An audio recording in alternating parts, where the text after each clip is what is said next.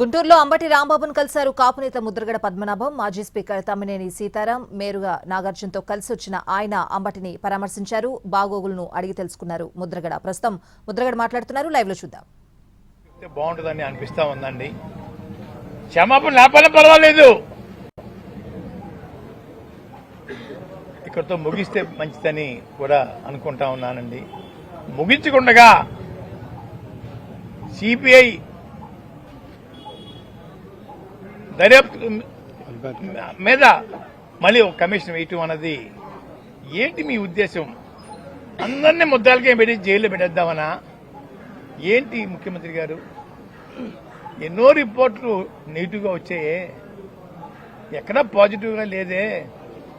మాట మాటికి గొడ్డు మాంసం అని, పంది మాంసం అని, చేప కొవ్వని, ఆవు కొవ్వని అబద్దాలు వల్లిస్తా ఉన్నారు. ఆపని ముఖ్యమంత్రి గారు, దేవుడి మీద భక్తి పోతా ఉంది. అయ్యా, ఇది మంచి పని కాదు. అధికారం ఇచ్చారు, మన ఎస్టేట్ కాదండి రాష్ట్రం, ప్రజలు ఇచ్చారు ఒకసారి అవకాశం, మళ్ళీ పోయింది, మళ్ళీ ఇచ్చారు. సద్వినియోగం చేసుకోండి ముఖ్యమంత్రి గారు, బాధించకండి. గౌరవంగా జీవించే మనుషులు గౌరవంగా జీవించనమండి, అంతేగాని మీకు బానిసలుగా చేసుకోవడం కోసం మా ఇళ్ల మీద దాడి చేయించే కార్యక్రమం స్వస్తి పలకమని చెప్పేసి నేను కోరుకుంటా ఉన్నాను.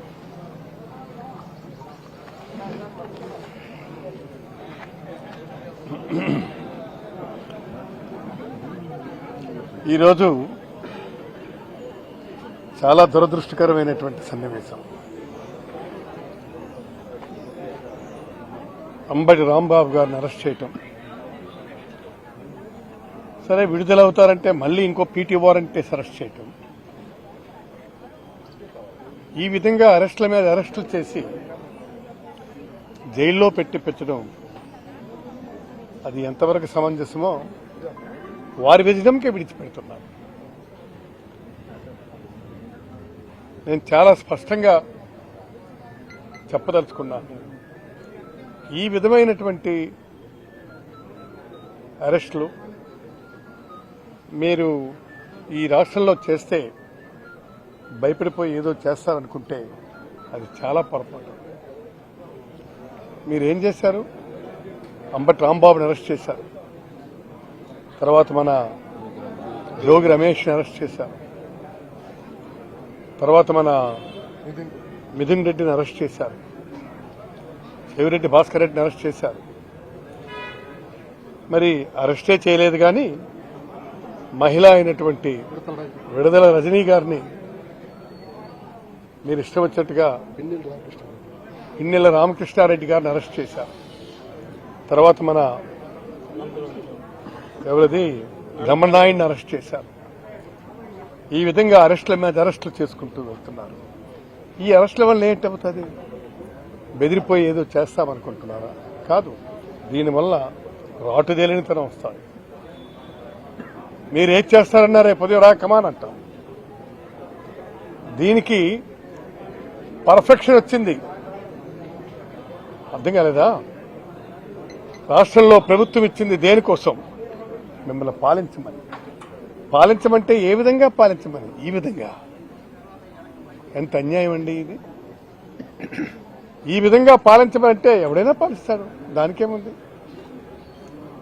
మీరు 4 తడవలు ముఖ్యమంత్రిగా చేసినటువంటి మీరు ఏ విధంగా పాలించాలో మీకు తెలీదా?